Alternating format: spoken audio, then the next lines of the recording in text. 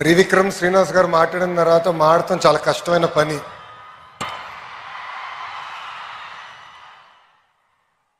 Today marks a proud and historical moment.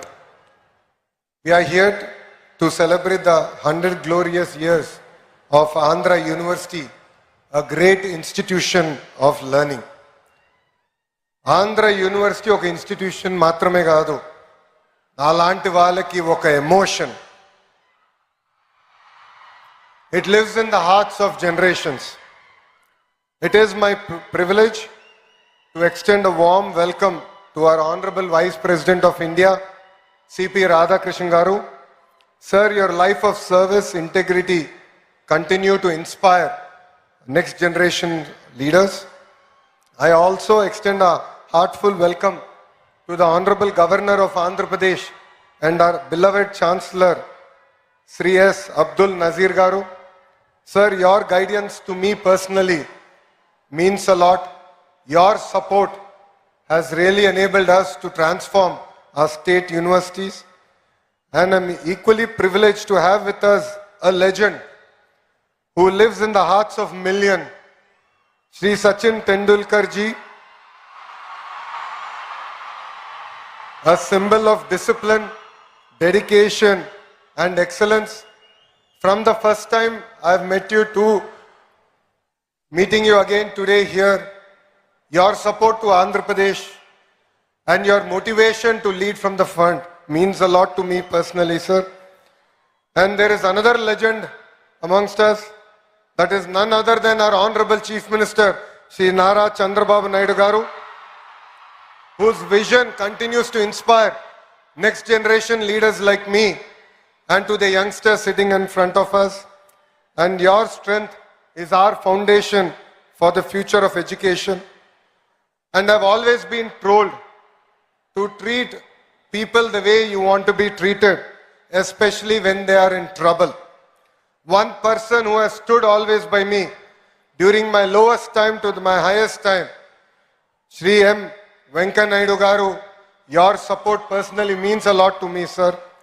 And Honorable Governor of Odisha, Sri Haribabu Garu. And I also extend my warm greetings to all the dignitaries on the dais, esteemed alumni, faculty in front of me, and my dear students. 2014లో రాష్ట్ర విభజన జరిగింది. కట్టు బట్టలతో మెడబట్టి మనందరినీ బయటికి గెంటేశారు. రాజధాని ఎక్కడ ఉండాలో చెప్పలేదు. ముఖ్యమంత్రి గారు కూర్చునే కనీసం కుర్చీ లేని పరిస్థితి. సచివాలయం లేదు, అసెంబ్లీ లేదు. అలాంటి పరిస్థితుల్లో మనం మన ప్రయాణం ప్రారంభం చేశాం. కానీ ఆ రోజు మనకి 2 బ్రాండ్లు వచ్చినాయి. ఒకటి ఆంధ్ర యూనివర్సిటీ, రెండోది మన బ్రాండ్ చంద్రబాబు నాయుడు గారు. ఇక్కడున్న మీ అందరు తెలుసు, ఆ రోజు తొలి క్యాబినెట్ మీటింగ్ ఆంధ్ర యూనివర్సిటీలో మనం ఏర్పాటు చేసుకుంటాం జరిగింది. అంతెందుకు భాష ప్రయుక్త రాష్ట్రాలు ఏర్పడినప్పుడు తొలి అసెంబ్లీ సమావేశాలు కూడా ఆంధ్ర యూనివర్సిటీలోనే ఏర్పాటు చేసుకుంటాం జరిగింది. ఆంధ్ర యూనివర్సిటీ ఒక పేరు మాత్రమే కాదు, 100 ఏళ్ల చరిత్ర. స్వాతంత్రం వచ్చే ముందల తెలుగు ప్రజలు పోరాడి ఆంధ్ర యూనివర్సిటీ సాధించుకుంటాం జరిగింది. మన యూనివర్సిటీ అనేక రికార్డులు సాధిస్తాం జరిగింది. భారతదేశంలోనే వన్ ఆఫ్ ద ఓల్డెస్ట్ యూనివర్సిటీగా ఈరోజు మన ముందల నిలబడుతుంది. భాష ప్రయుక్త రాష్ట్రాల కోసం మనం ఆనాడు పోరాడితే ఆంధ్ర రాష్ట్రం ఏర్పడింది. అదేవిధంగా తెలుగు ప్రజల కోసం ఆంధ్ర యూనివర్సిటీ మనం ఏర్పాటు చేసుకుంటాం జరిగింది. నేను కార్నిగీ మెలన్ స్టాన్ఫర్డ్లో చదివిన వాడిని. కానీ ఈరోజు మిమ్మల్ని అందరూ చూస్తే అసూయపడుతున్నా, ఇక్కడ ఆంధ్ర యూనివర్సిటీలో చదువుంటే ఎంత బాగుండేదని. పక్కనే విశాఖ బీచ్ రోడ్, అద్భుతమైన ఫ్యాకల్టీ.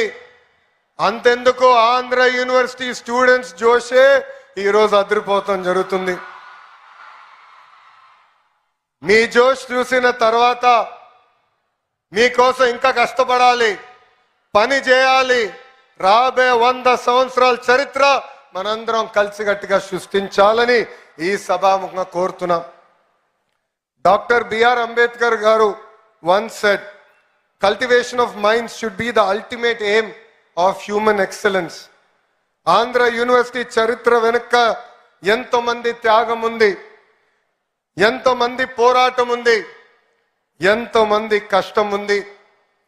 సిఆర్ రెడ్డి గారు మొదటి వైస్ ఛాన్సలర్ గా ఒక క్లియర్ డైరెక్షన్ ఆయన మనకు అందిస్తాం జరిగింది.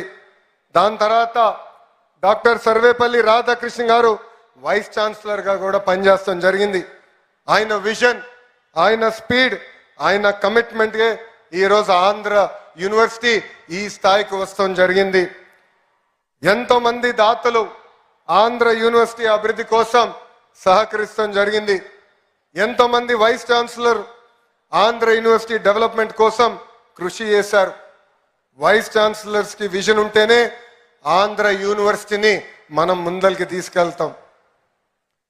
యూనివర్సిటీని జనరల్ గా విశ్వవిద్యాలయాలు అంటారు, కానీ మన ఆంధ్ర యూనివర్సిటీని ఆంధ్ర విశ్వ కళా పరిషత్ అంటారు.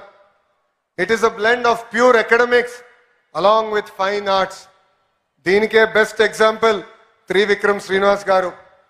మన ఆంధ్ర యూనివర్సిటీ నుంచే ఎంఎస్సి న్యూక్లియర్ ఫిజిక్స్ లో గోల్డ్ మెడల్ సంపాదించి ఏకంగా ఒక ఫేమస్ మూవీ డైరెక్టర్ అవుతాం జరిగింది. ఆంధ్ర యూనివర్సిటీ ఎంబలం దగ్గర నుంచి కోర్సుల వరకు అన్నీ ఒక స్పెషలే. హైయర్ ఎడ్యుకేషన్ లో డిఫరెంట్ ప్రోగ్రామ్స్ అందిస్తుంది మన Andhra university. AU has 68 academic departments with 7 constituent colleges offering 121 undergraduate and postgraduate programs along with other research programs available. AU has 304 affiliated colleges with 85,000 wonderful students, including 1,050 foreign students coming across 56 countries. Andhra university ఆంధ్రప్రదేశ్కి మాత్రమే కాదు, భారతదేశానికే గర్వ కారణం. Andhra university గత 2 ఏళ్లుగా అనేక ర్యాంకులు కూడా సాధిస్తాం జరుగుతుంది. ISS సర్టిఫికేషన్ కానివ్వండి, NAC A++ కానివ్వండి, NRF 2025లో one of 4th best state యూనివర్సిటీగా కూడా మనం సాధించుకున్నాం. But I will be happy as an education minister only when Andhra University is among the top 3 universities in India and among the top 100 in the world. So I request the faculty in front of me, the Vice Chancellor on the dais, GP Rajshekhar Garu, with this single agenda we should work hard and make our Chancellor Abdul Nazir sir proud. Andhra University lo చదువుకున్న వారు గొప్ప స్థాయికి వచ్చారు. Physics నుంచి politics వరకు Andhra university mark శాశ్వతంగా ఉంది. వెంకయ్య నాయుడు గారు, GMC బాలయోగి గారు, K హరిబాబు గారు, సుబ్బారావు గారు, BVR మోహన్ రెడ్డి గారు, పూర్ణ సగుర్తి గారు, గ్రంథి మల్కార్జునరావు గారు, చావా సత్యనారాయణ గారు, ఇలాక అనేక మంది పారిశ్రామికవేత్తలు, రాజకీయ నాయకులు కూడా వచ్చారు. అంతేకాదు రాజకీయాల్లో కూడా ఆంధ్ర యూనివర్సిటీ స్టూడెంట్స్ నంబర్ 1.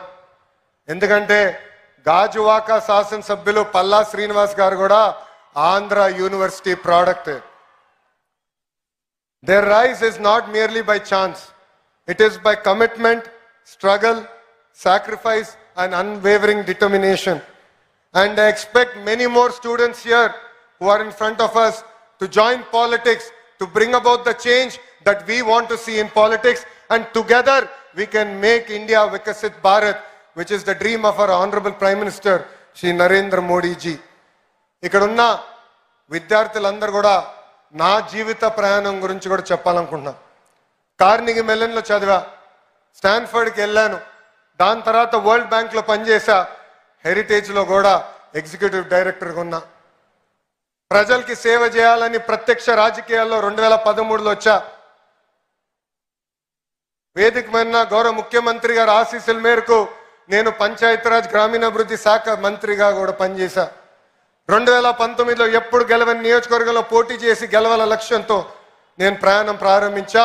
5300 ఓట్లతో నేను ఓడిపోయా. మొదటి రోజు బాధ ఆవేదన కలిగింది, కానీ అది నా రెండో రోజు నుంచి నాలో కసి పెంచింది, పట్టుదల పెంచింది.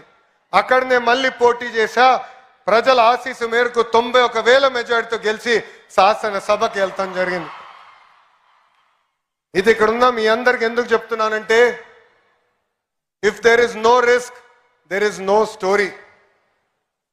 On the dais, you see eminent personalities who have achieved great things in their lives. But they are here today because they have sacrificed a lot. They face tremendous amount of challenges.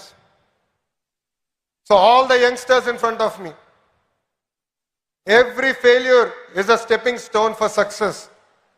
I have redefined fail. It is our first attempt in learning.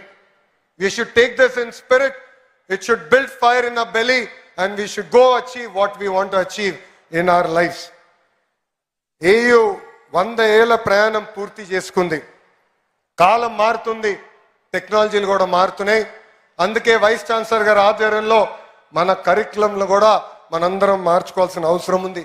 Industry connect కూడా చాలా చాలా అవసరం. గౌరవ ముఖ్యమంత్రి గారు ఈ సమావేశానికి వచ్చే సమయంలో కూడా ఆయన డిపార్ట్మెంట్ రివ్యూ చేసి చాలా స్పష్టంగా చెప్పారు, ఇండస్ట్రీ అకాడమీ కనెక్ట్ అవసరం ఉంది. కేవలం క్లాసెస్లో చదువుకుంటాం కాదు, కనీసం ఒక సంవత్సరం అన్న ఫీల్డ్కి వెళ్ళాలి, వాస్తవాలు తెలుసుకోవాల్సిన అవసరం పిల్లలందరిపైన ఉందని చెప్తాం జరిగింది. అది నేను డైరెక్షన్ నేను స్వీకరిస్తున్నా. తప్పనిసరిగా ఆ మార్పు కూడా మేము తీసుకొస్తామని గౌరవ ముఖ్యమంత్రి గారికి నేను తెలియజేస్తున్నా. మనందరం చూస్తున్నాం, 4 సంవత్సరాలు మీరు అద్భుతంగా కష్టపడి చదువుకుంటారు, కానీ ఉద్యోగాలు వచ్చేదానికి కొంచెం ఇబ్బంది పడతారు. తర్వాత స్కిల్ డెవలప్మెంట్ అని కరెక్ట్గా 4 నెలల్లో మీరు అక్కడికి వెళ్ళిన వెంటనే నేర్చుకున్న వెంటనే మీకు ఉద్యోగాలు వచ్చే పరిస్థితి. ఇదే అంటారు స్కిల్ గ్యాప్. దీనికి ఫుల్ స్టాప్ పెట్టాల్సిన బాధ్యత మా అందరిపైన ఉంది. దానికి మేము అహర్నిశలు కష్టపడతామని ఈ సభాముఖ పిల్లలందరికీ మేము తెలియజేస్తున్నాం. అతి చిన్న వయసులో నన్ను విద్యాశాఖ మార్చులుగా గౌరవ ముఖ్యమంత్రి గారు నియమించారు.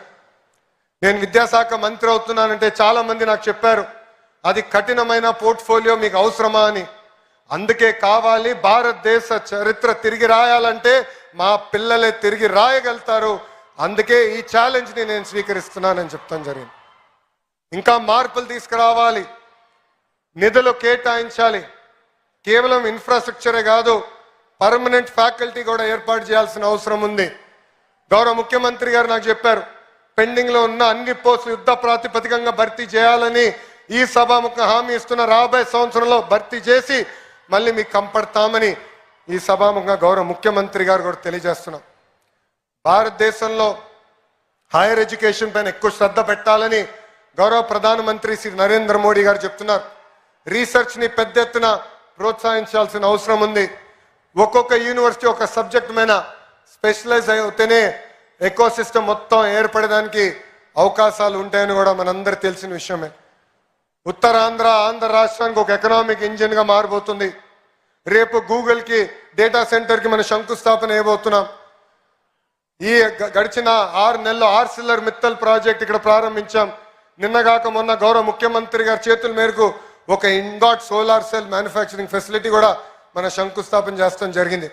సో వాళ్ళకి కావాల్సిన కరికులం ఇవన్నీ ఏర్పాటు చేసే బాధ్యత ఆంధ్ర యూనివర్సిటీ తీసుకోవాలని ఈ సభాముఖంగా వైస్ ఛాన్సలర్ గారిని కోరుకుంటూ, ఈ సభాముఖంగా గౌరవ ముఖ్యమంత్రి గారిని కూడా ఒక విషయం కోరాలని కోరుతున్నా, ఒక కోరిక కోరుతున్నా.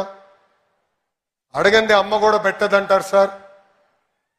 అందుకే ఆంధ్ర యూనివర్సిటీకి కనీసం 250 కోట్ల నిధులు కేటాయించి రీసెర్చ్ ని పెద్ద ఎత్తున ప్రోత్సహించాలని ఈ సభాముఖంగా గౌరవ ముఖ్యమంత్రి గారిని నేను కోరుకుంటున్నాను. అంతేకాకుండా ఇక్కడ ఉన్న ఫ్యాకల్టీని, వైస్ ఛాన్సలర్ గారిని నేను గతంలో కలిసినప్పుడు చెప్పా, రాబోయే 100 సంవత్సరాలకి మనం ఒక విజన్ డాక్యుమెంట్ తయారు చేయాలి. దాంట్లో ఎవ్రీ 5 years మన విశ్వవిద్యాలయ ఏం సాధించాలనేది చాలా స్పష్టంగా ఉండాలి, కేపీఐస్ ఉండాలి.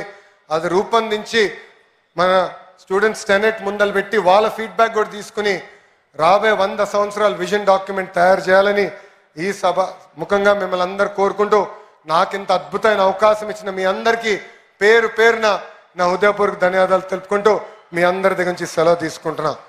జై హింద్. అందరు నాతో చెప్పాలి, జై హింద్, జై హింద్. Thank you.